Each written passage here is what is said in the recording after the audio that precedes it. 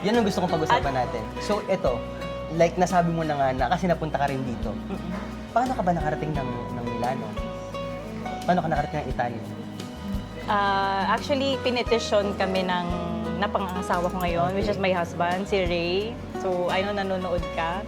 So, Shout out, like a shout out shout naman out. kay Sir Ray. So, napunta ako dito kasi pinetition niya kami. Nakakatuwa yung husband mo yun. Full support. Kitang-kita ko talaga, full support yung husband niya. So, ayun, pinetition niya kami ng first anak namin. Okay.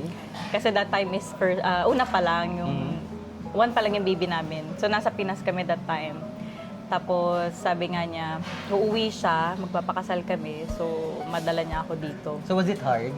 Medyo nahirapan ka ba that time? LDR, mahirap. Mahirap. Pero sabi nga nila, ang LDR is for tough and stronger people. Hindi ito pwede sa weak.